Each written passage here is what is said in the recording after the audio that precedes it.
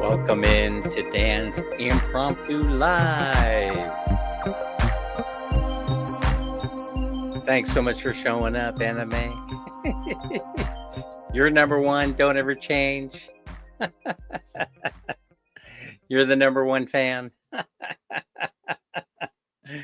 Hi, everybody. Just decided to come in and just talk about any kind of crap. And if you join me, that's fine. And if not, that's okay too. I don't mind. It's been a busy day and I have things on my mind, you know. And I want to build up a few watch hours. I figure that, why not?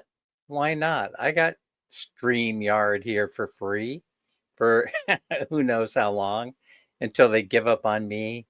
And then I'll switch back to Prism, or go to prison.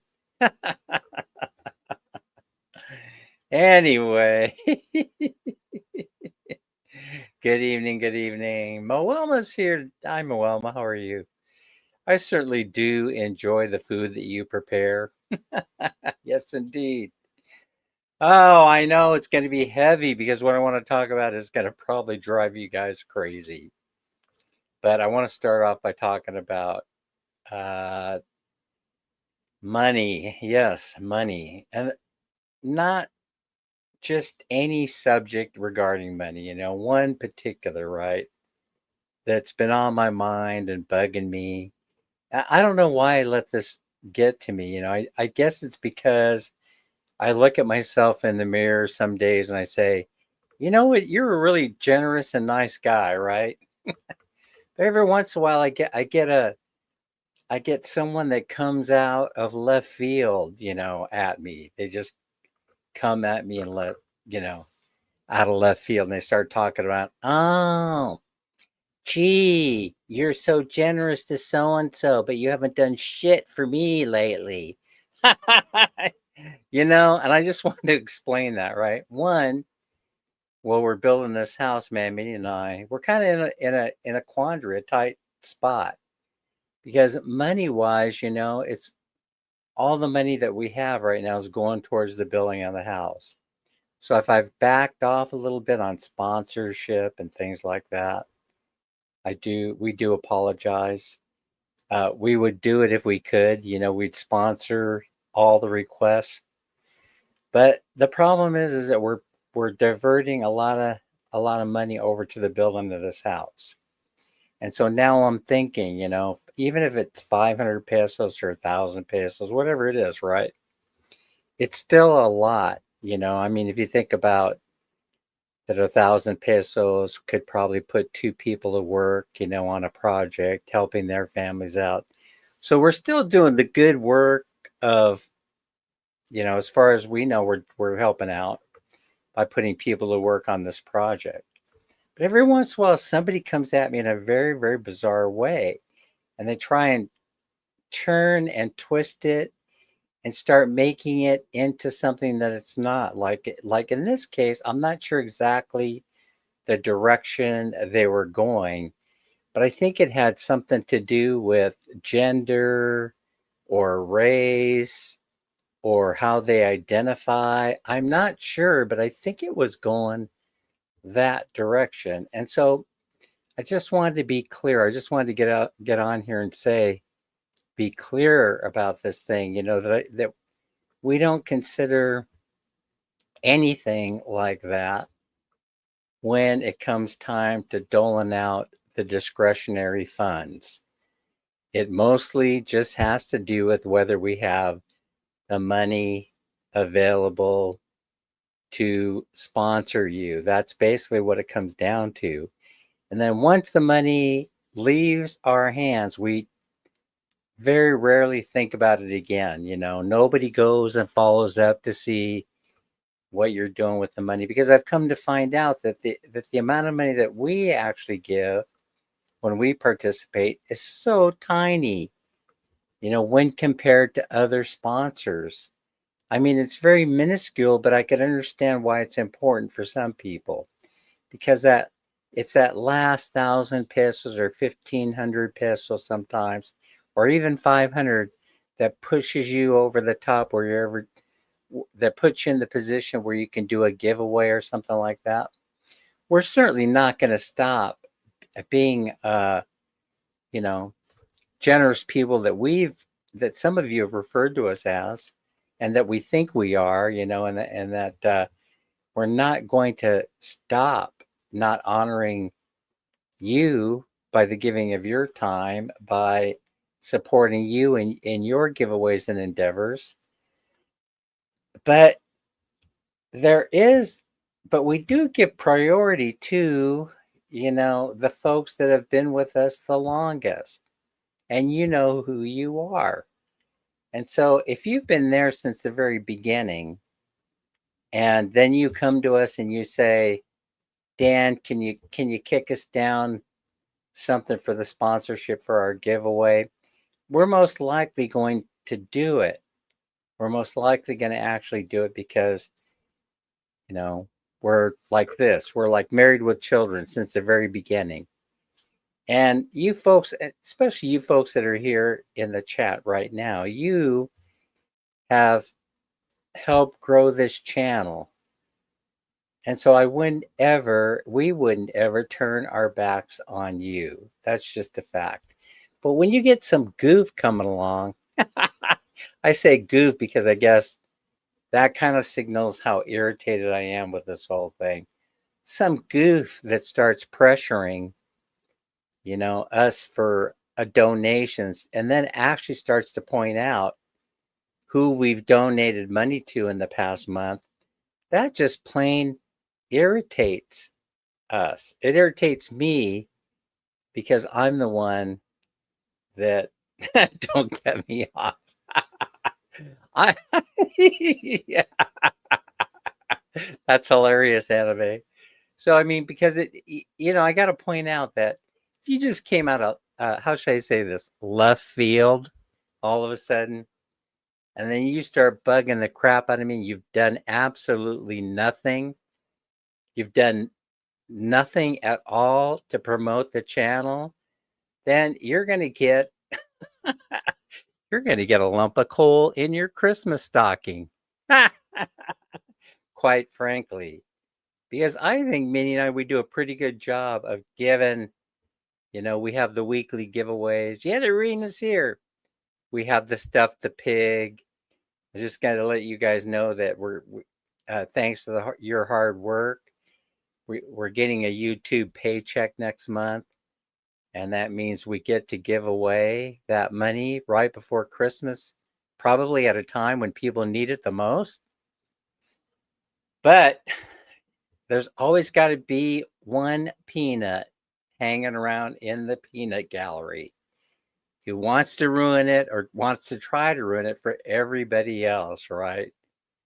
By pointing out that that they are the redheaded stepchild in the classroom and they get treated differently. But really what it's all about, just to square things away, so you have yeah. Oh, we'll do a little bit better for you, CBGB. We'll give you a stuffed rag doll, a Raggedy Ann. We'll put that in your Christmas stocking. So I realize we're in the Burr months, and you can't exactly critique someone for doing that. I mean, because generally speaking, if they're asking you for help, then they probably need it. But there are those of you that have been longtime supporters that sometimes you don't even have to ask me for help. I just get on the Gcash account and I just send off a little donation that hopefully will help you get by for the rest of the week or the rest of the month. Buy a kilo of rice where before perhaps you didn't know where that kilo of rice was coming from. I mean, I really appreciate each and every person's circumstances, but be humble. It's just this one annoying pest that's bugging me. This one annoying pest who just all of a sudden appears within the last few months and then wants to point out, well, yeah, you're so generous to so and so, and you're so generous to so and so. And they want to start pointing people out. They want to start calling them out to me.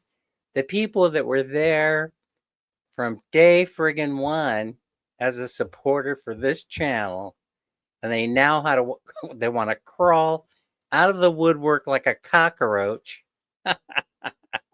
and point out to me that they're being treated unfairly. And for you, I don't know exactly how to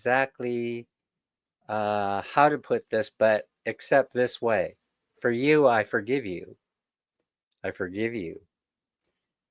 Forgive you for feeling that you're being slighted in some way. I forgive you, for thinking that you're being unfairly treated. I forgive you for whatever evil thoughts are going through your mind. And I hope I hope that you could see through to be patient with us, because in spite of the fact that you're a dick, in spite of the fact that you're acting like a child, I'm still going to provide, whatever support that I promised to you.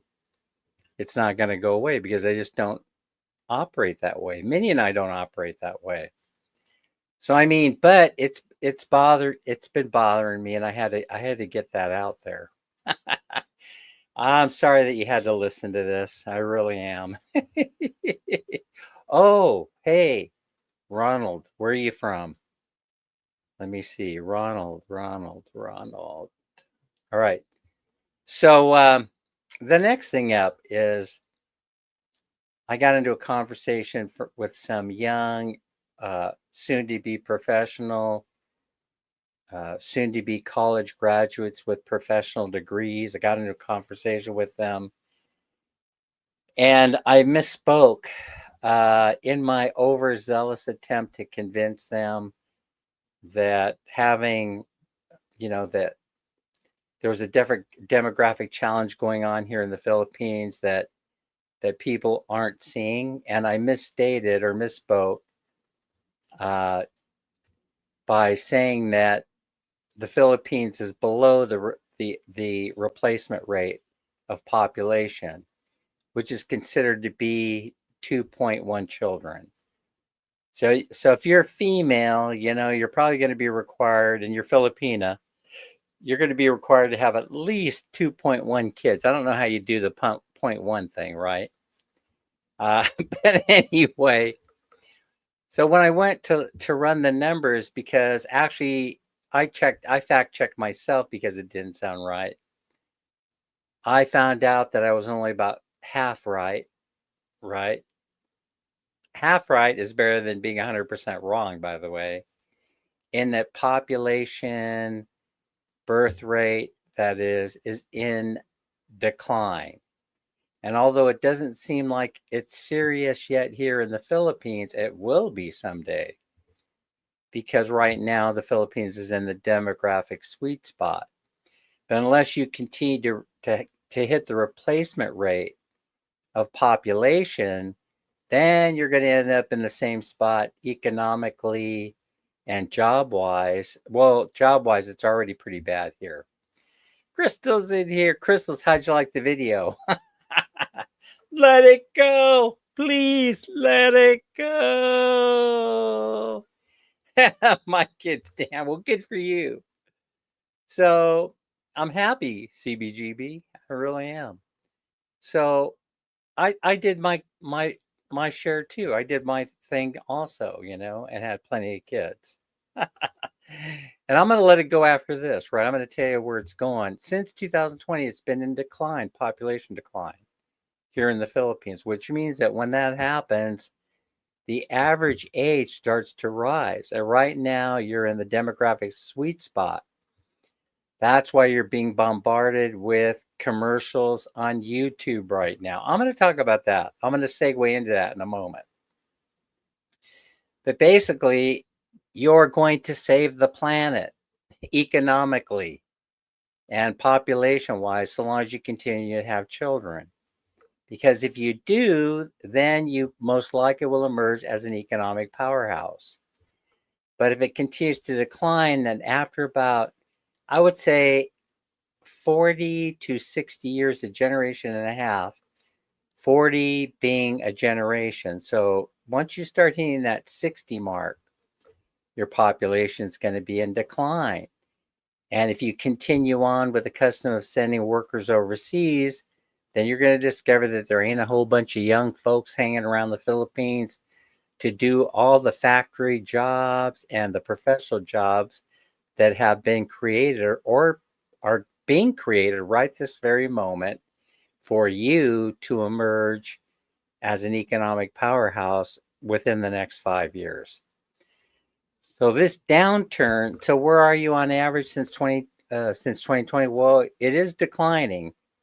It is declining. And it kind of is looking, you did have a slight rise in 2024 in population, but you are above the replacement rate.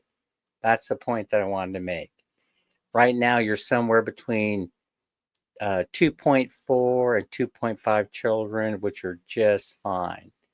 But the more educated you become and the more maternalistic the society becomes, right? That means that you start thinking about, oh, I got to get out there and I got to be a contribute to the household. But quite frankly, we already know that a lot of households, the women are the ones that are the main breadwinners of the family. It may be taking place in your own household right now. And so you don't have to wait till 2030 or 2035 in order to watch this take place. It's a natural, I guess it's not an economic theory or law. Well, it could be a hypothesis, that as women become educated and as they take over those responsibilities, then the replacement population rate starts to decline. And that means that you'll end up like the United States or the UK, where you're only growing through immigration alone.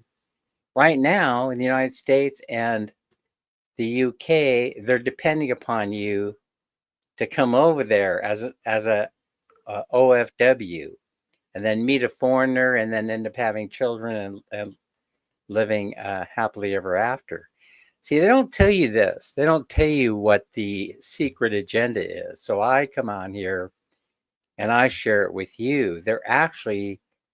Countries are actually competing for you because they know when you come over there, your average age is going to be something like 24 or younger, right? And most of you will not have children, or you might have one from a prior relationship.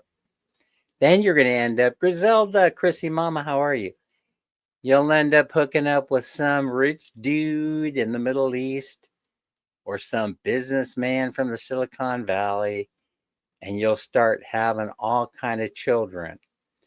And so there's a hidden agenda for you that is occurring in many, many different regions, many different countries of the world. And even the Philippines government, they probably know this. And their demographers are pulling their hair out, trying to figure out how to keep you here. And then they realize that how they keep you here is to keep your family intact. How they keep the family intact is by offering you a job. And so, as you know, a deal was just signed, right, into law. Marco signed the 99-year lease into law. You know what that's all about. He's trying to keep you here. If you're able to commit and sign up for a 99-year lease on a piece of land, then that invites capital investment. Mike stepped into the chat right at the perfect time. Are you following what I'm saying, folks? In other words, it's by design.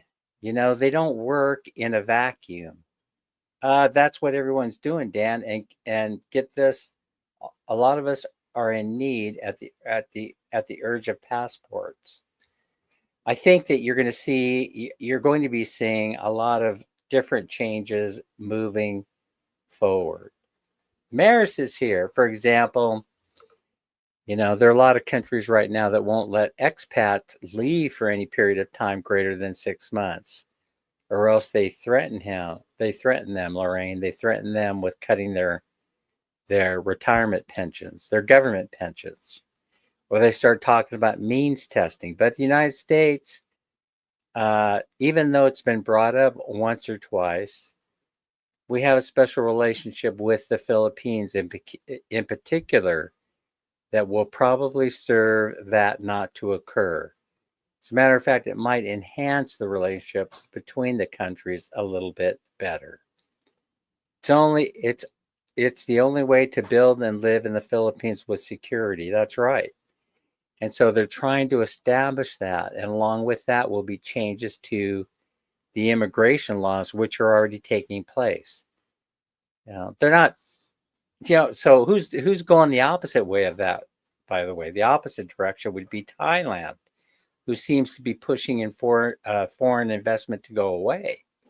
And of course, their inflation rate's a little bit higher than the Philippine inflation rate. But if you talk to anybody living in Thailand, they're going to tell you that they're pinched, and then they're going to want to blame it on Trump. Oh, I wasn't going to say that word tonight, and there it just comes right out. Trump's responsible for everything, even though he's only been in office for a few months, his second time around. People want to blame Trump for everything. Population decline, tariffs, the collapse of the dollar, blah, blah, blah, blah, blah, blah. USA and Canada are going the other way. Absolutely, they are. In my mind's eye, are they going to be able to save the United States? The Philippines has a better chance of succeeding economically due to the population schematic that I just laid out for you. And it's the very reason why we're here. It's the very reason. Because Minnie and I, 20 years ago, we sat down, and I haven't changed much in my viewpoints, right? I do change my opinion, and I'm presenting that change to you now. But thing is, when you retire, right, would you like to retire in a country that is in economic collapse, or would you like to retire in a country that is experiencing tremendous economic growth? So if I have a choice, then I would rather do the latter, that has a lower cost of living, something that we can afford, where we can enjoy a certain level of Western comforts, and that's what we've done. That's what we tried to replicate. I mean, you can't do it exactly, but we've come pretty close to doing it, I would say. For those of you that are here that have been over to the house and you've seen our lifestyle, you probably just shake your head, I mean, people say interesting things to me, when they come over. They say interesting things about, wow, I wish I had a bathroom like that at home. Stuff like that.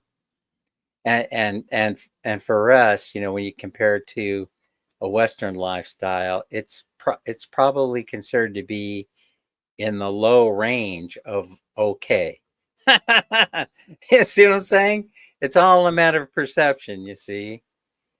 Mike's saying farmers are hurting in the West because U.S. Canadian citizens want to pick veggies and fruits. I know there's a whole bunch of stuff going on. You know what? You know what's also interesting about what's going on in what's going on in the United States, right? Is that I just like to say this, right? I don't know what to compare it to here. I'm sure it goes on, but maybe maybe it doesn't go on to the level in which it goes on in the States and in Canada. But if they want to sell you an agenda, right, all they do is just keep repeating the same story over and over and over and over and over again. So right now they're throwing a lot of stories around on social media platforms, including YouTube, but they're also X, and Truth Social and things like that. They're just cramming stuff down our throats so fast, right? Whenever they start doing that, I start thinking to myself, okay, why are they doing this? And then I will follow the money trail. And I have found that very, very few people actually do that. But if you trace back, who is sponsoring this ideology, you will find out that they are folks that are politically agenda motivated. They want to sell their agenda, and that's what you're going to find out. And so some stories you'll be flabbergasted, right? Has anybody thought, maybe this is something that you could relate to? I'll give you an example. Right now, there's a whole bunch of stuff all over social media and YouTube about the alien invasion. Has anybody here noticed that? That they keep talking about mysterious objects and sightings over the Atlantic, the Pacific, the Arctic, Area 51. And it's just the comet that's not acting like a natural comet. It's acting like a UFO. So I want you to think about this, right? Why are they trying to get you? Or are they? The first question is, are they trying to get you to focus on this for a reason? To distract you from other events that may be going on in the world for which they don't want you to pay so much attention to.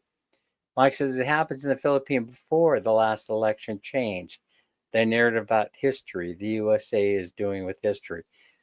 The USA has always been about revisionist history, bro. You know that, right? Let me give you an example of that. Helen Keller, she overcame, she overcame. She was blind. She couldn't hear. She was deaf, blind. But a genius. What they fail to tell you is that she was the head of the American Communist Party. You see what I'm saying? In other words, very, very active. She was right of Adolf Hitler. This is what they forget to tell you. If you go and you seek out the book, The Lies My Teacher Told Me, and revisionist history, I'm sure is happening here. If I knew enough about revisionist history, right, I would be talking about it. If I could give you an example, but I can't really give you an example. Well, I guess you can talk about the American occupation, I suppose. I mean, it's pretty interesting that they have a statue of MacArthur in Tacloban, which I had the honor and the pleasure of visiting, but he was quite a charismatic general. General Douglas MacArthur, you say the words, you say his name, I want to stand at attention and salute. Salute. Anyway,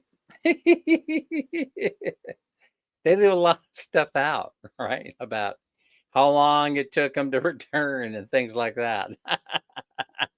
He did it when he had nothing else better to do, folks. Oh, listen, I don't know enough. I really don't to dig myself into this hole. But that's why, see, that's why you kind of have to, you don't have to be careful, right? You don't have to be careful about anything. You just think about and ask yourself questions when you're being fed a news story. Uh, Mike says, "Oh, he was a hotel owner in Manila before World War II." Yeah, they turned his hotel later uh, the Pacific Command or something, right? That's what you were going to tell me next, right, Mike? It became the headquarters for the Pacific Command, right? And the government, the government ended up paying him rent. How about what's going on in Subic Bay, right? Because I knew this was happening and I talked about it. Josephine, I talked about it many, many years ago. As soon as I heard that Mr. Potato Head came in and bought the old shipbuilding yards, then I knew that something was going to happen. And when my friends started telling me that they saw Senator, what's his name, walking around Subic Bay, checking out the water treatment plant and the sewage treatment plant and the like, right? Des is here. Hi, Des. How are you? Yeah. So, um, anyway, so you had a senator and his entourage walking around Subic Bay many, many years ago. He's since passed away. Great senator of Arizona. And now, of course, we have the reopening of the base, and his company, Dan Quayle's company, still owns the shipping yards, and he's poised to make billions by repairing both the Filipino and the U.S. Ships, refuel them, repair them when they need repairing, dry dock them, and the like. And also, the proposals have been made for shipbuilding. Well, of course, but it's the charismatic ones. The cream always floats to the top of the glass of milk. Is that not true, Mike? So anyway, but it's interesting to go back and watch all those speeches of MacArthur in any event. And I am a very proud American. I'm very proud. Hmm? Do I look proud? Because I feel proud. All right. So then, what was the other thing I was going to talk about? Oh, I want to give you some examples of things. I talked a little bit about them recently. I don't know if you're going to hang in with me about this stuff or not. I'm really going to be all over the place because I don't have an agenda per se. But I will tell you that I have friends that are still working in government, and so they keep in touch with me a little bit, and they'll let me know about things that are going on in state and local government, and they will actually, I don't know why, but they'll actually seek out my opinion about it. And then I will open a few eyes sometimes, and sometimes I won't, but it's the communication part of the whole thing that I really appreciate. Being able to banter ideas back and forth. So I would like to share one with you that's interesting. Mike, they're floating in the idea of a national sales tax in the United States. And you also know probably what's going on with tariffs. Yeah, that the appeals court put the kibosh on the tariffs. And I think that they only have until September 12th before they have to start refunding money back to some of these countries. And you probably know the rest of it, that the BRICS nations met in South America and started talking about the next trick that the US is going to pull on the global economy, which I'm gonna have to tell you that it's brilliant.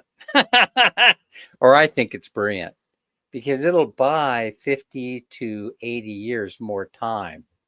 and none of us will be around when the crap when the crap starts flying. We'll all be gone, right?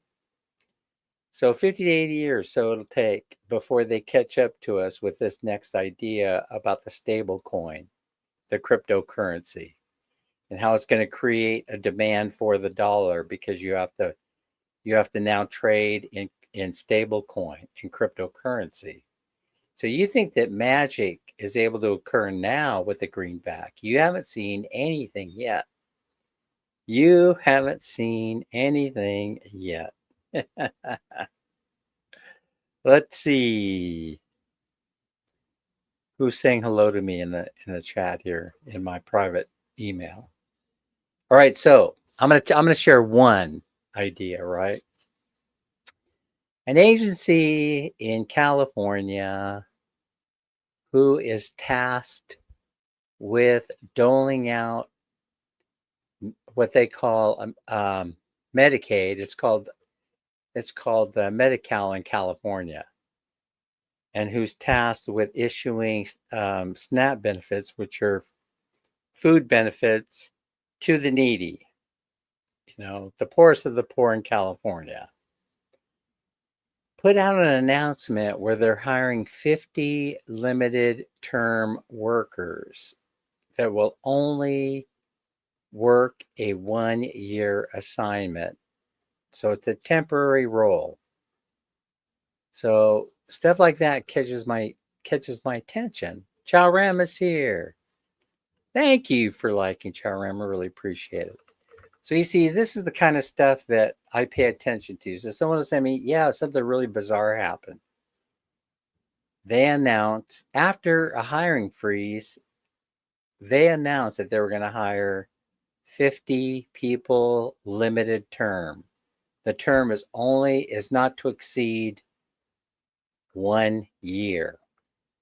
They will not have the opportunity to become permanent employees. They will be retired or laid off after 1 year. And so the only thing that I could figure about that, or one of the things that comes to mind, is, well, they won't be needed after 1 year. That should be fairly obvious. And why wouldn't they be needed after 1 year? That is the real question. And I have talked about on this channel before how I thought that we were as close as we could be to the implementation. I just created a new word or not? Implementation of universal income, where every man, woman, and child would be sent a digital check. Now, how do you think that, knowing what I just told you about the creation of the stable coin, the cryptocurrency that's going to be backed by American dollars, you'll only be able to purchase the stable coin with American dollars, and then you can only buy oil and trade with the stable coin. Basically, he's creating a market where none existed, right? And so a lot of people think that he's not such a smart cat, but he's a very, very smart business guy. So anyway, you can use your imagination on globally how this is going to impact everybody, right? But it will impact the Philippines, of course. But the Philippines is a little bit further along because you've already been trained and you've embraced digital currency. And of course, we're talking about Maya and Gcash. They're basically a training ground. And when the time is right, then they'll convert everything over to digital currency. And it'll be nothing to you and it'll be nothing to us, because they're going to say, okay, you're now converted over to digital coin backed by the Philippine peso, right? They're going to convert it for you into stable currency, the stable coin, which is a cryptocurrency. And so you won't know any different, because you're still going to be able to go to the grocery store and spend the stable coin, it's called stable coin cryptocurrency, on groceries and buy all the things that you need and pay your landlord the rent and transfer money that way, right? It'll become part of the blockchain economy. And so, but the caveat here, the trick is that you will only be able to secure stable coin, crypto coin, by purchasing American dollars and then purchasing the stable coin. And that's why they had the emergency BRICS meeting in South America, because they are pissed, because what it does basically is sidestep and put the BRICS in a very, very tough position because they know they won't be able to trade with the United States unless they have stable coin cryptocurrency. And the same holds true for every country, every nation in the world. I guarantee you the Philippines will embrace it without any controversy whatsoever. You'll embrace it without any controversy whatsoever. Because you're so used to using electronic cash. They don't need a bank account. They don't need one. That's the whole idea. They're completely eliminating the SWIFT banking system underneath this umbrella. They eliminate it. And you'll be doing business with the cryptocurrency exchanges, which already exist here in the Philippines. I think we have 10, 12, or 13 of them already. So, well, it's not going to become cash anymore. It's not going to be a cash society for very much longer, Mike. It may be one of the last ones to convert, but it won't last forever because they already rolled out the stable coin, the stable cryptocurrency, and the BRICS are in a panic. They don't know how to deal with this. He basically outmaneuvered them again. I don't know what these guys were asleep at the wheel. They should have come up with the idea first, but they got outplayed. James Robinson is here. I think we talked about this gaslighting thing. They're throwing around this word a lot. They're throwing around the word gaslighting a lot. Does anybody in here know what gaslighting means? Does anyone in here know what it means? Because I'm going to be so honest with you and forthcoming to let you know that I had no idea what the hell it meant. And so people like to use this word the same way they did conspiracy. Again, that's what caught my attention. They like to throw around the word conspiracy. They even changed the definition of it. Then I started hearing this term gaslighting. And I go, what the hell is that? Do you even know? Who in here knows what gaslighting is? So I go into ChatGPT. Oh, by the way, people say that ChatGPT isn't always right. That may be true. I don't have any experience with ChatGPT giving me a false answer. I'm just going to be straight up. Well, you know what? I beg to differ with you, Mike. I think it's not only going to work and be embraced, but I'll be the first in line to sign up. And I'm a skeptic. I'm skeptical and I like the idea. Because you know what? I like power. And the dang thing gives me power. And I mean, if you can buy stable coin cryptocurrency, if I can get paid my Social Security in stable coin money, cryptocurrency, and the same with my local pension, I don't have to do anything to transfer money to the Philippines. See, all I have to do here is trade it for what I need. That's all I have to do. You don't have to do anything. Everybody's going to be on the same platform. So no fees, basically, or very little fees. There's going to be fees. Fees are going to be a part of it.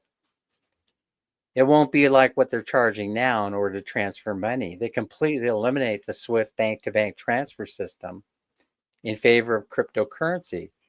People have told me, I've read in the expat forums that some people are already transferring money that way.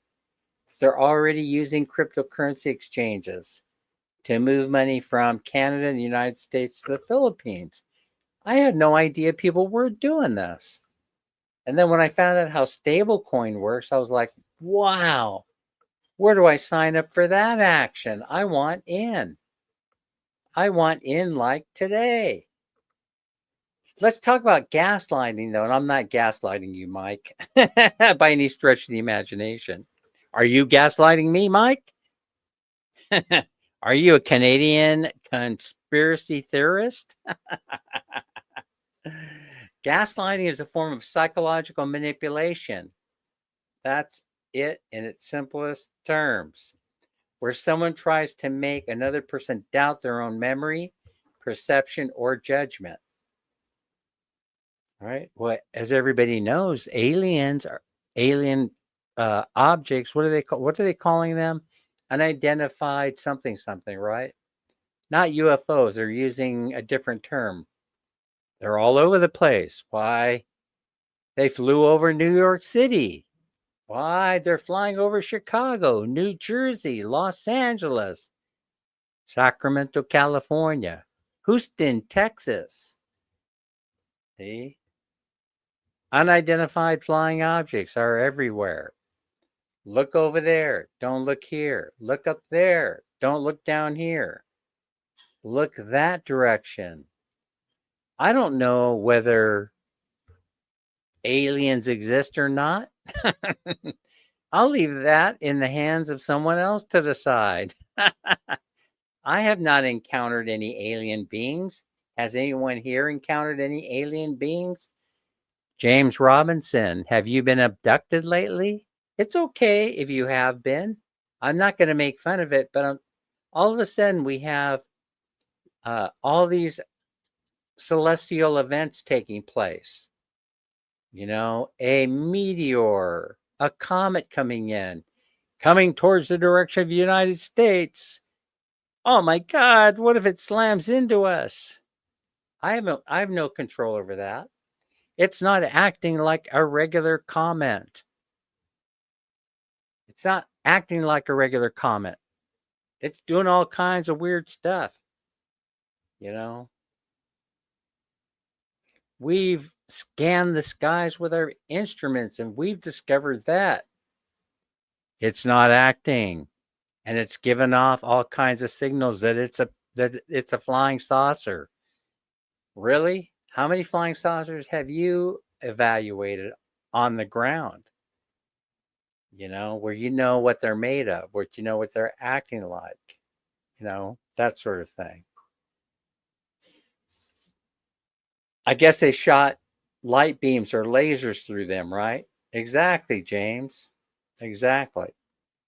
What do they call that when they do? Oh, spectrometer.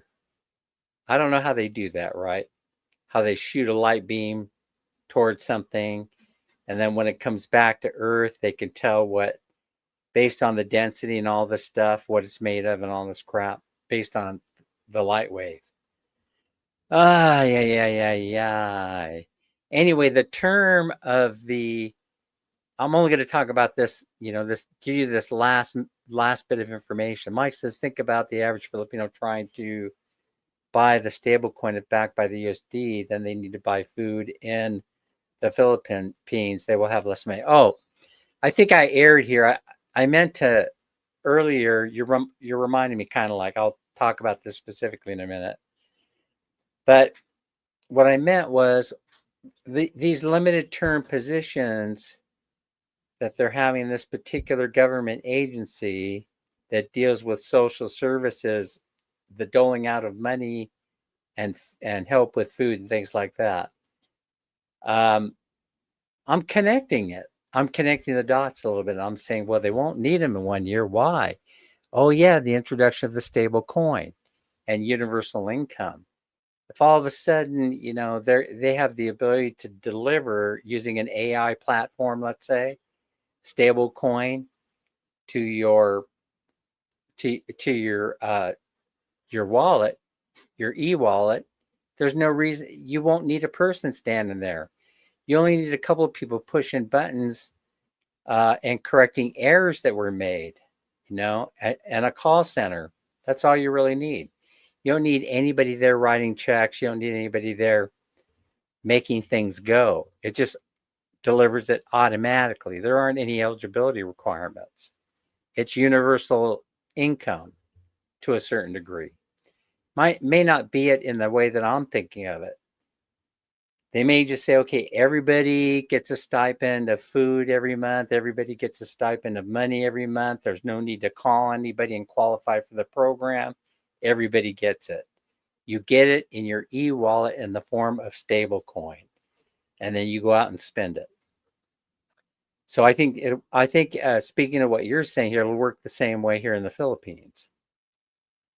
I mean, that's what I'm thinking. That's an idea, an idea only that I'm presenting to you. I would have no idea if it's actually gonna work that way, but that's kind of what I'm thinking. So where did the term gaslighting come from? It comes from the 1938 play and later film called Gaslight, where a husband manipulates his wife by dimming the gas lamps in their home and insisting she's imagining what she saw. Are you going to believe me or your lying eyes? As his mistress heads out the back door.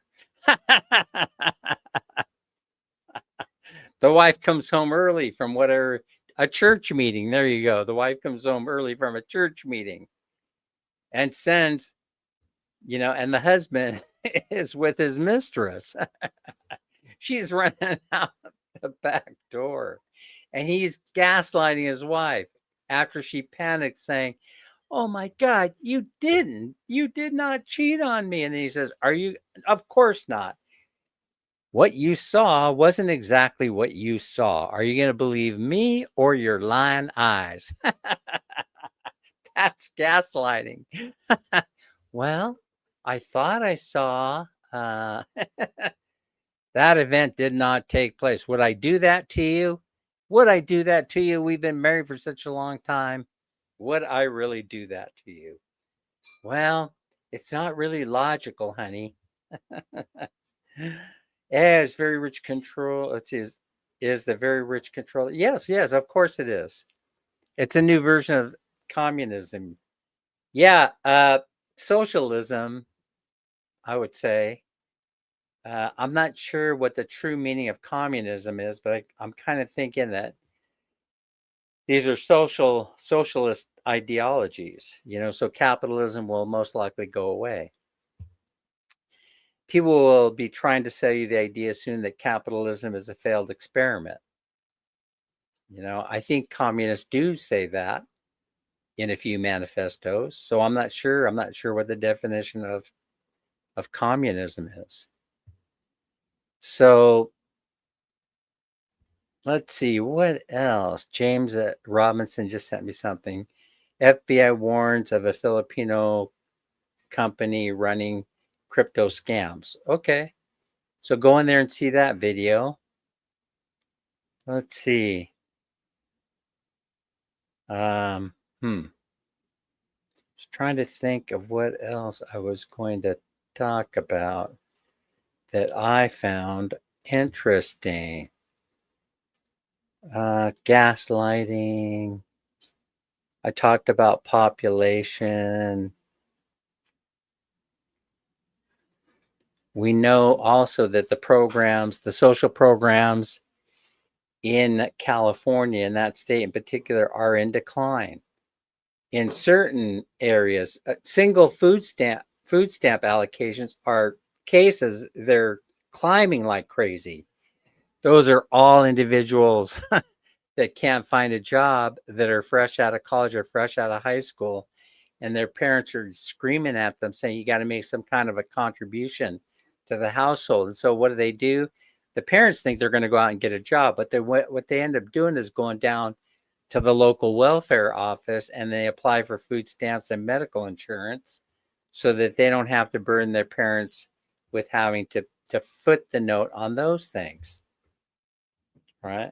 So those caseloads are going up, but the ones with children, that's families, is in decline because no one's having kids in California. Very, very few people. California is in a situation that most countries are in and most states, and that is that it's only growing through immigration alone. So let me share a quick story with you. So I have a friend, right? And he's telling me, that he's very, very concerned that we're going to be taken over by a certain group of people, right? And so I go, that sounds pretty serious to me. And no, I was not gaslighting him. I'm going to go do my research. And so I go and I do my research. I happen to look up that particular ethnic group and then discover that they only represent 1.3% of the population right now in America, and they most likely will not increase that much more in the next 10 years.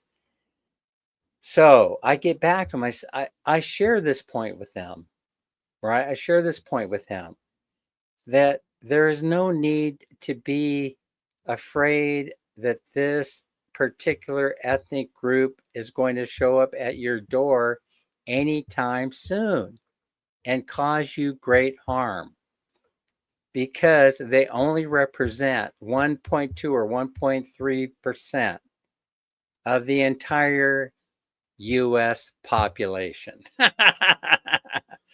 So who's spreading this crap around? Who's getting him all excited and worried about this? And he is right. He points me to Facebook, X posts, he Truth Social, he's sending me all the literature and it's all saying the same thing, They're going to take over just like they did in England and the UK. And then it's going to destroy your country from within. Well, there's quite a bit of difference between a teeny tiny United Kingdom and a gigantic United States of America, especially when that ethnic group only represents 1.2 or 3% of the entire US population, but a huge percentage of the UK's population, right? So the UK has every reason to be concerned if they want to protect their cultural identity, which it's impossible for them to do. It's already too late. As compared to the United States, where they only represent 1.3% of the population, and my friend and I will most likely be dead before anything like that would ever happen. Not only would we be dead, but we'll be dead about 250 years before anything like that could even possibly remotely be considered to happen. I'll tell you what I worry about, for the Philippines is that you could end up being China. You could end up becoming Thailand, and if you don't think so, maybe I said that, or I implied that I didn't believe that there was a direct relationship between population and the economy. But if I have indicated or suggested that in the past, it just shows you, that even I am just a human being, right? Even I am just a human. And I can admit to you that, yes, population, the economy. I think maybe Mike was in the room when I said something like that, when I insisted that, no, the real enemy for both Canada and the United States is political party polarization. That's the real enemy within. the United States and Canada. It's political party polarization. That's the real threat to our populations. But I don't see it as being a threat here. I see pretty much everybody being on the same page here. But I don't get involved in Philippine politics. That being said, I know very little about it. So in Thailand, I could explain a little bit about what's happening, right? And how the economy is going to tank unless they find a way of, increasing revenues. And that is it. In 2024, Thailand recorded just shy of 500,000 births. It's the first time in 75 years it dropped below 500,000. It's at about 462,000. The total fertility rate has declined dramatically, reaching around 1.0, below even China's 1.2. For the first time in recent history, deaths have outnumbered births for 4 consecutive years in a row. Wow, you see that? And those are demographic numbers coming to a country near you. Yes, but they're doing so well. Someone came up to me recently and said, "We're doing so well, Dan, at the Family Planning Center." Really? I said. Well, that's wonderful. How many Depo-Provera shots did you inject this week? That's their family planning program, folks. Oh my gosh. Listen, I have to be careful here because it's up to you.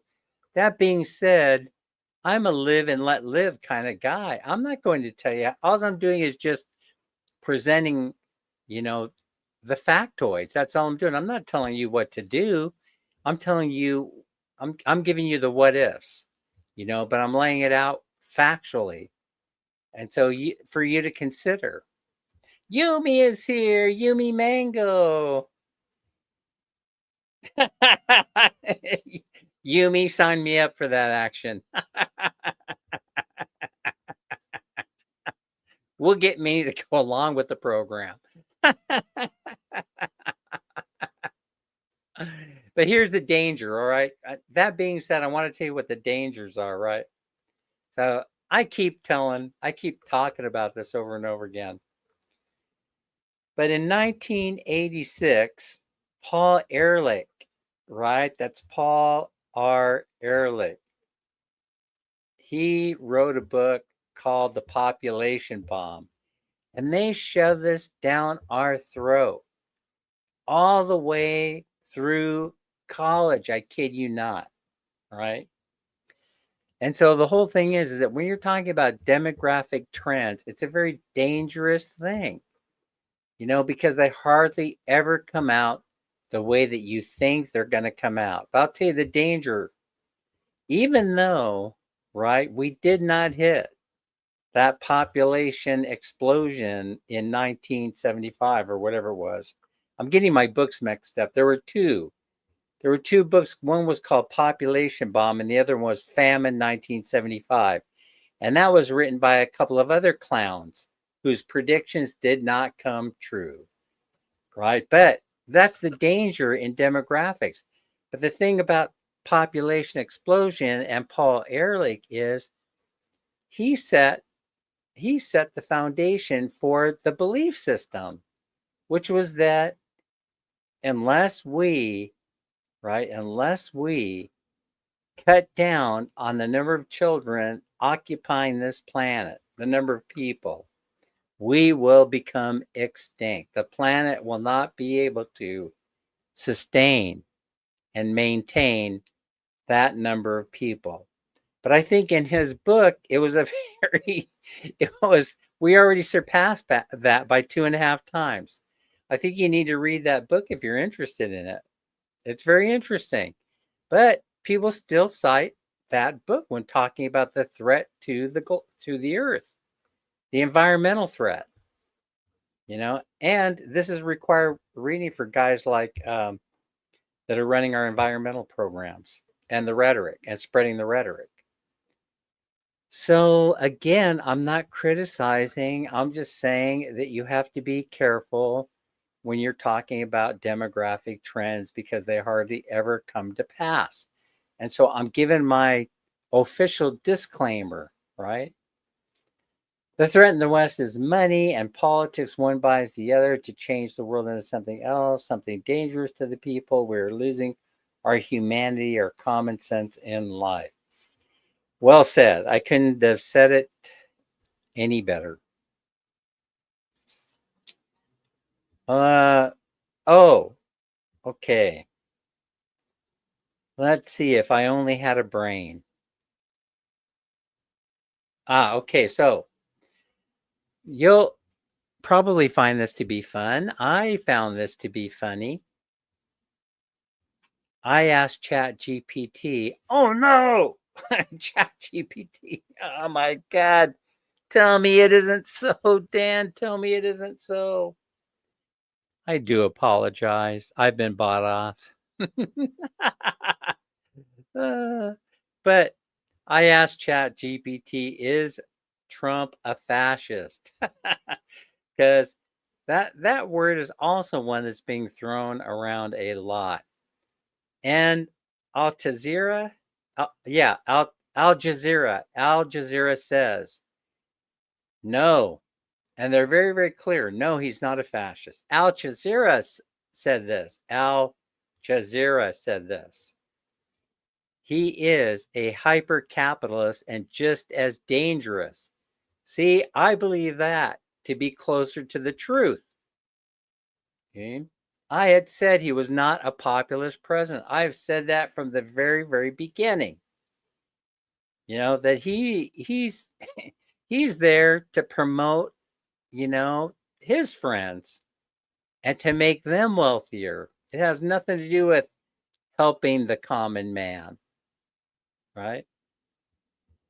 If I only had a brain. You have to fact check a lot of stuff these days because people are going to send you all kinds of ridiculous stuff. And then you will actually, I'm in the habit of taking the actual video that somebody sends me and I just upload it. I upload it to Chat GPT and I'll say, what do you think about this? And it'll answer right away. It'll say, oh yeah, that's that thing going around on social media that we debunked. And it'll give me all the reasons why it isn't true. Don't be a parrot. Let's change because I could get all wrapped up in that demographic thing. We got to talk about something else. Let's talk about the house. Let's talk about the house because adjustments had to be made. I'm embarrassed by some of it, but I'm in the spirit of transparency. I mean, real transparency. I'm telling you exactly the way that it happened. All right. So when we were going to first build this house, we were going to build it with a mat foundation or a slab foundation, they call it in the States. And then I was going to use metal 2x4s and Hardy Flex, or I was going to use concrete fiberboard for the walls. And this would allow us to build this thing fast, right? But I started having the cost analysis done on the way that I wanted to build it versus the less inexpensive way to build it, right? The traditional Filipino way of building the house is a more accurate way and honest way of putting it. And discovered that if I were to build the house the way that I wanted to build it, it would cost me 1.5 to 2 times as much money than building it the Filipino way. So I put the brakes on the project. I called the engineer, and the engineer was amused by this whole thing, right? He watched my video that I uploaded, and he goes, Dan, he's a very nice guy. He says, Dan, what are you doing? I need to come over. He calls me up at like midnight. Dan, what are you doing? Uh, I I didn't do something right. He goes, I'm coming over. So the very next morning, right, he comes over and he says, he starts scratching his head. He says, Dan, the mat foundation is only 12 inches beneath the surface. So you don't have to do a bunch of excavating, right? So that means you're 12 inches below the surface to put your column supports and your footings, and your tie bars are right there at grade also. But that isn't what he's looking at, right? What he's looking at are traditional Filipino footing. So I said to him, well, the more I started to think about it, the more I started to like the traditional way of building, a Filipino home with CHB, with hollow block. And he just looks at me, at first very perplexed. And he goes, you don't know what the hell you're doing, do you, Dan? I go, no. I don't. And he starts laughing. He goes, okay, let's regroup. And so he spent an hour or so there with the foreman, and they're making calculations to make sure that we have everything in the right place for building a CHB house, right? So fortunately, we just have to add one additional column. So he sketched everything out, gave us the dimension. We need to stop, breathe, and rethink everything, use common sense in our lives. Thank God I have a little bit of it. I have just that much, that much to keep me out of trouble, Mike. Question everything, though. That's what saved me. Putting all this in there into ChatGPT and having them spit out numbers was very helpful. They did it repeatedly. I asked sometimes the same question 10 different times, and ChatGPT spit out different ways of explaining what I was looking at and why I should be doing it a certain way.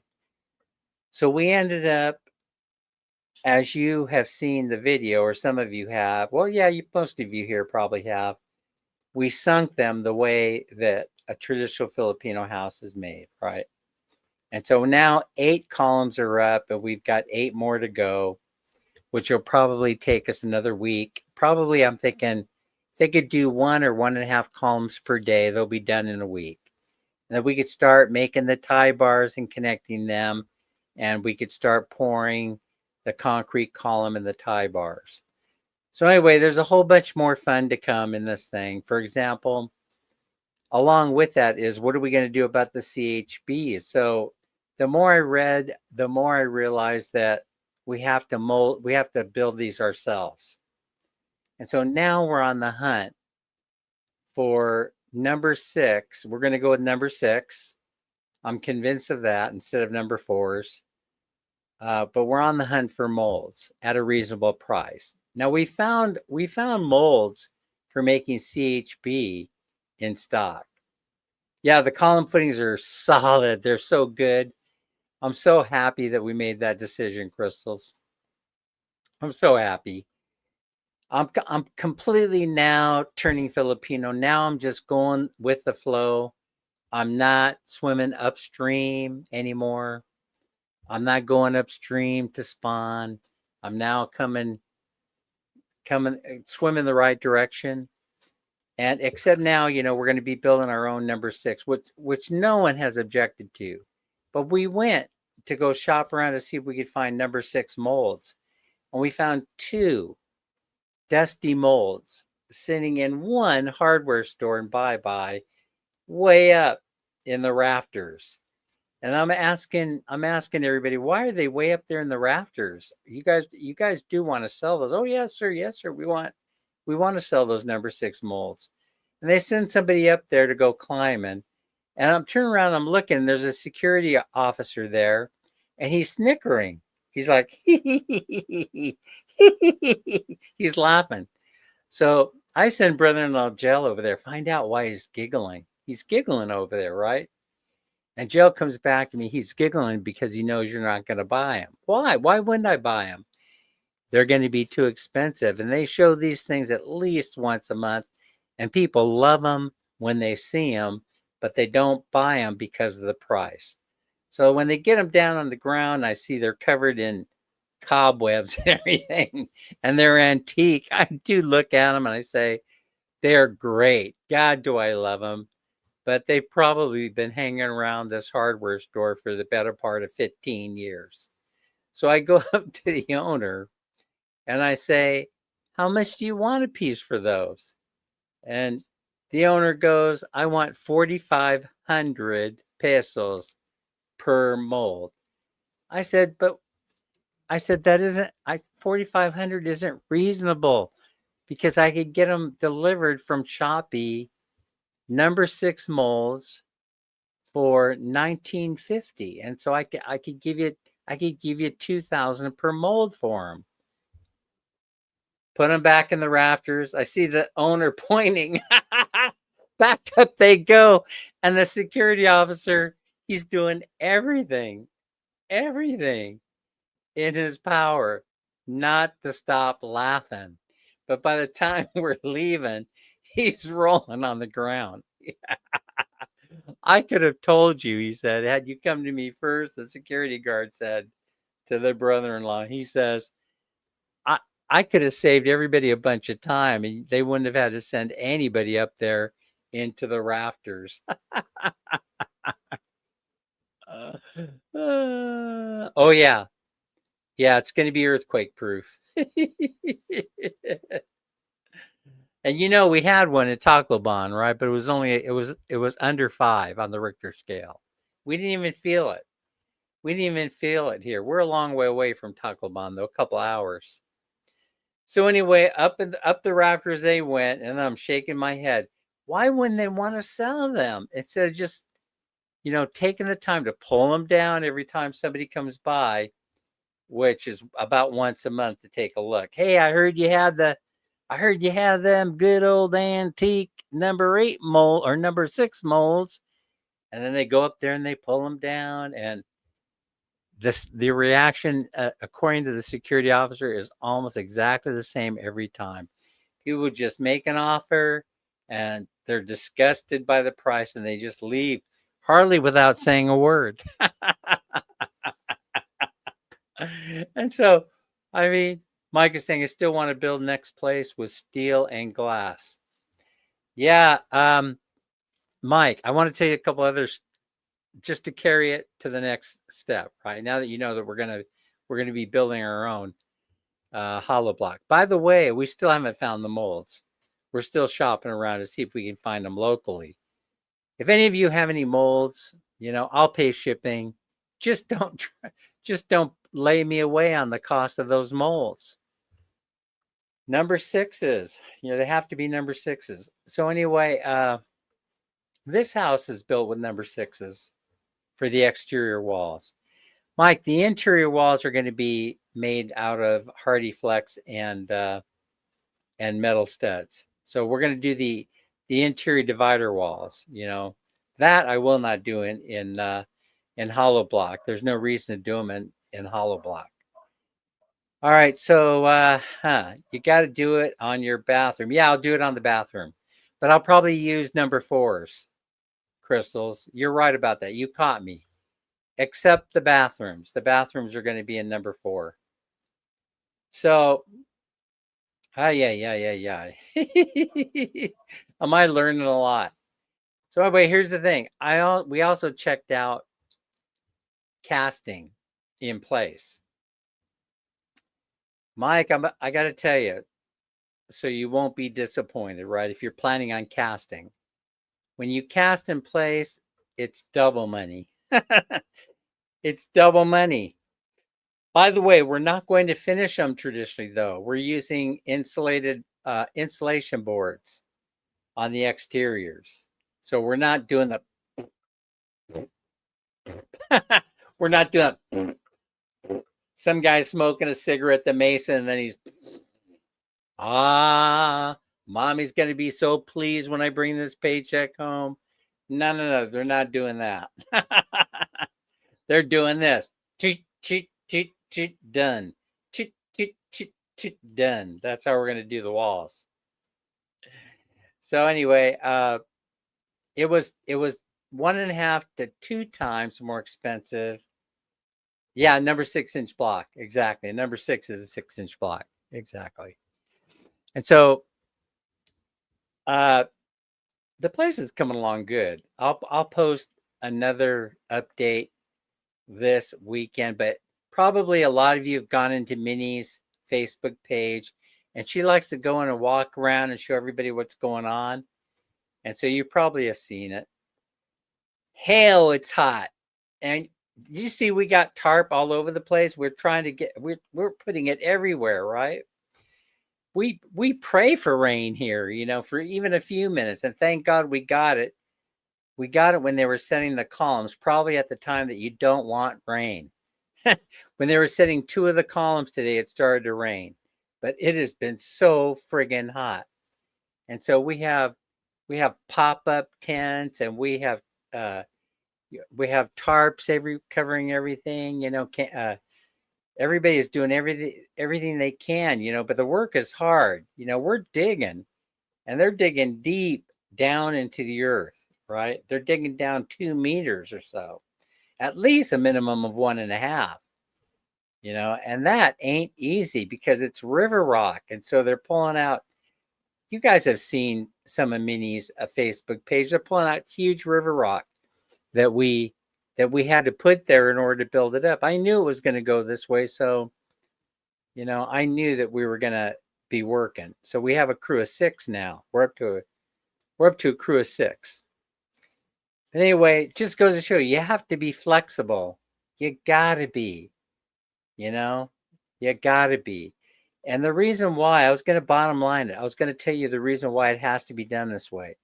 Because even if it's a speculation house or if it's a house to rent, the going rate here is at the most 1% of cost to build. I know we got black shade or green shade here. We have sunshade covering our house right now, but it doesn't keep the rain out. I mean, it does a great job. I'll bet you that we've cooled the interior of the house down about 7 degrees, maybe even more by running sunshade all the way around the house. And this stuff lasts a long time. It's been up there for at least a year, but it saved us. It saved us so much money in air conditioning bill. So we're going to do a little bit better job on this new house. We're going to put in insulation boards. I don't know if you know what those are, but go into ChatGPT and find out. It'll tell you what they are. They're in stock here. So we don't have to finish those concrete walls. We just slap up the insulation boards. I think we're slapping in channels and then insulation boards. I think that's how that's going. Anyway, you can only charge, let's see, I wanted 8-inch block to build the first house. Could not find our 6 or 4 used, but a better quality block. You know what? You could put 2 4s together, Mike. You could actually tie 2 4s together. I don't know if you know that or not. And make an 8. 2 rows of 4. And if I were doing it that way, I probably would have put insulation boards in there too. Anyway, just an idea. All right, if you're building a spec house or you're renting it to one family, you're likely only going to get here in the province 1% return on investment per month, which means that if you spend $40,000 on building a house, American money, how much is that? That's 2 million pesos, which is reasonable, really, I think. Then your rental return has to be $400 per month. But you see, it's impossible to get that return here in the province. You're lucky if you get to rent that house for $300 per month. And that would be pushing it.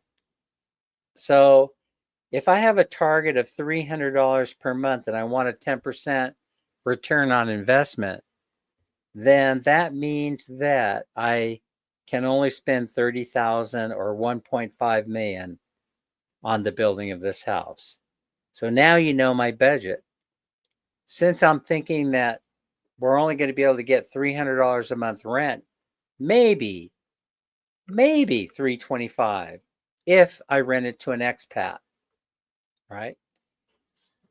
Expat friend, that is. What kind of a friend? An expat friend. If I can do that, then I could, then for 300 or 325, I can only spend 1.5. I can only spend 30,000 American dollars or 1.5 million pesos on this house. Whoa. Lorraine Raid from 69, your favorite number. Yay. Thank you so much for being here. Anna G. Aileen Cruz official. Anna G. How you be? Oh my gosh, I'm so embarrassed. Yeah. How does this favorite number keep coming up? That's got to be Beth or Larice. It's got to be. No, I'm just joking. Energy, a member for 4 months. We should truly appreciate it. Oh, by the way, yeah, you guys should know. I think I already told you this. I think I already told you this, right? And that is that we're going to have the money to give away for Christmas. We got our YouTube paycheck coming. That money, I think we're going to do. Oh, I want to build columns using blocks, filling it with cement and rebar. That sounds like a good way of doing it. We're doing it the traditional way. We're going to build the forms and all that. It's in the plans. It has to be that way. Pamela Espada is here. Let's see. It's a party. It's a raid. Thank you so much. Anna Mary is a member for 18 months. Yahoo! So we're going to give away 10 prizes of 500 pesos each. That's what the plan is. We'll give away, 5,000 pesos also around the time we do the pig giveaway. How does that sound? Who's here? Mark? Did I miss Mark? Is Mark here? Hi, everybody. Where's Mark? Mark must be here somewhere. Anyway, so what dates are down? I don't know. We don't have a date yet. We don't have a date. We're working on it. So anyway, I gave you the whole story on the house now. That's what we're going to be looking at. So that's what we're looking at. So that means that the engineer, he doesn't think it can be done for 1.5. He doesn't even think it can be done for 2 million. He's thinking that, yeah, it's money. He thinks it's going to be 4. If it's 4, we're going to be slowing the pace of the building of this house. Because we have to, you can smell the new 500 bill. Yes, indeed, Anna G. I could hardly wait. I'll remember this. It'll be so much fun. I'm excited about it. I really am. I might throw in a little extra too on top of that. It's thanks to you guys we were able to do this. Lorraine, thank you. It's because of you sharing out those videos, the older ones, and then you guys went in and watched. You painfully suffered through 1 or 2 of the old ones. Anime's been throwing them out there saying catch. And a couple of you actually went in there and watched them. And once you watch one of those old videos, it's payday, cha-ching, cha-ching, cha-ching, cha-ching, cha-ching. It's payday, and it drove us over the top. It drove us over the top really quickly, but there's still time before the cutoff. We can still add to that number. See, bye. You guys going in there, and there's a few more days, right? When's the cutoff? It's somewhere around the 12th. Oh yeah. Listen, I have a few months to go, Mike, before I turn age 69. I'm not looking forward to it. Not really, you know. Not at all. All right, well, folks, thanks for coming. That's about all I have for now. I came clean about the house. What can I do? I messed up, you know? But it's all squared away. And now we're just moving forward, moving forward, moving forward. Well, we have been moving forward. We hardly skipped a beat on the building of this house. You know, this one's a totally different story. This one that we're living in here, this house, we spent way too much money on building. I mean, I'm not going to lie. It's a nice house, right? It's a nice house, but we were over budget. How much over budget were we? I don't know. I put the number somewhere around $1 million. $1 million pesos. That would have been quite a bit of money that we would have had in the bank to give away. But now we can't do it. Pinky Gray is here. Pink, number one, Pink. So most of you know this, right, about Pink, but she is the one that is responsible for getting me going on the YouTube channel. It was Pinky Gray. Watching Pinky Gray from Sacramento, California was the first thing to start the day off with after my retirement. It was Pinky Gray is the first indoctrination that I got, which gave me the idea of joining YouTube. You know, it's so exciting. Even today, yeah, and the Jumbo Hot Dog song. Even today, you know, when I go back and I look at those old videos, right, it brings a tear to my eye because, you know, well, probably because so much has changed since those days. You know, so much has changed. You know, in some ways, you know, there are some days that sitting in front of the television set and eating breakfast, of course, Pink was on at night, but I was watching her early in the morning from Sacramento, California. So I was having breakfast and coffee.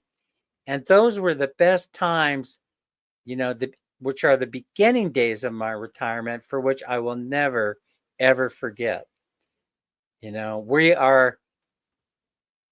there's a short list of forever friends, and Pinky Gray is number one on that list for sure. Ah, Mike, you have to throw it in my face. That's probably where we would have been on this house. We would have been somewhere around there, 35 or 40,000. Yeah. So anyway, I don't regret it. I don't regret it because, you know, based on what it would cost, you couldn't even touch a house anywhere near, obviously, in the USA. There was no way that you could come even close to that price. Houses, by the time we left, even in the poorest of poor neighborhoods, were going for 400,000 American dollars. 400,000 American dollars. How many millions of dollars is that? You know, I mean, that's a lot. How many millions of pesos is that? 20, 40, 60, 81, 5, 10, 15, 20 million, Mike? You miss also oh yeah, that's right, I do, Mike. Yeah, yeah, he's a real homey guy. You know, he's a real homey guy, a real earthy guy, right? I do miss that. All right, everybody, we gotta go. We gotta go. I'm getting burned out. I gotta get to sleep. It's gonna be a long day tomorrow. I'm usually in bed, which is why you guys don't see me floating around, you know, visiting some of the live streams. But take care, everybody, and we'll see you on the next live stream. Don't forget Friday at 6 p.m. We're going to be looking forward to seeing you for the weekly giveaway. And we'll talk more about the paycheck that's coming from YouTube and a little bit more about how we're gonna deal with that. Now it would be 50K to build. I hope I'm not spending 50K. It's only a 90 square meter house, which is about 1,000 square feet American. So I hope we can get it done for a lot cheaper than that. All right, everybody, take care, and we'll see everybody on the next one. Friday at 6 p.m. Philippine day and time. Don't be late.